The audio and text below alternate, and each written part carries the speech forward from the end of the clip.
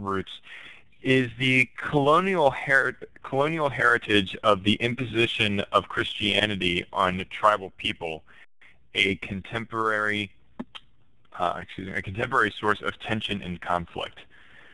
So is the colonial heritage of the imposition of Christianity on tribal people a contemporary source of tension and conflict?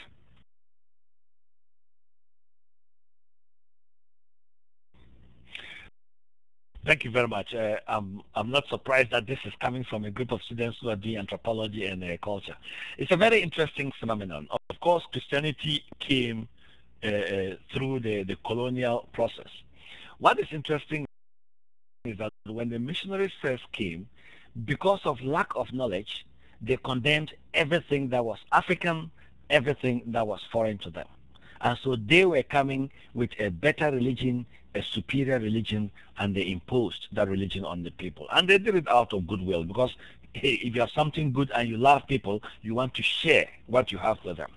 Now, in the 60s, with independence, of course, we had a breed of intelligentsia coming from Africa with the influence of communism. They started not only attacking colonialism, but also attacking anything that had to do with colonialism. So certain development infrastructure was considered a colonial imposition. Even our whole educational system was questioned by the very people who benefited from the educational system.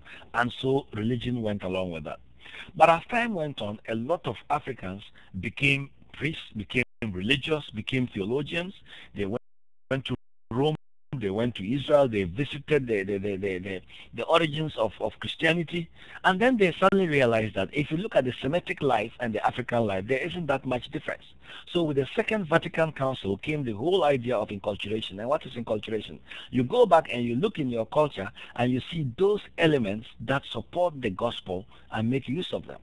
So already in the 60s, in my ethnic group, our liturgy and our all our celebrations were in the local language. We used local songs, drums, and you know, the liturgy became Africanized. Now, a lot of the older people who are 60, 70 and above, so these days you meet them and they say, look, you young guys, you are confusing us.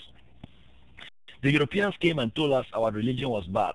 Now you are taking the same religion and bringing it back into the church. Now, what anthropologists and cultural studies people have realized is that when you go deep into the culture and you understand the culture, then you see that what you were condemning was not actually bad. So for me, Christianity is not an imposition. It's not a European religion. The Europeans got it from the Jews. You know, it's a Middle Eastern religion.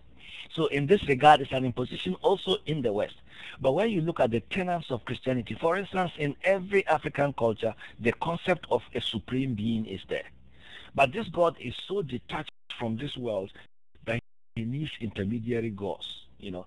So there is, when you go deep into the roots of Christianity, it's not a cultural imposition. Of course, the trappings of Christianity came in a Western language. The challenge for us today is to get to the core of the matter and defrog the gospel of all its foreign elements. In any case, in a globalized world like today, is it really necessary? For me, the most important thing is when you get up and you worship, you read the gospels, you try to live a Christian life.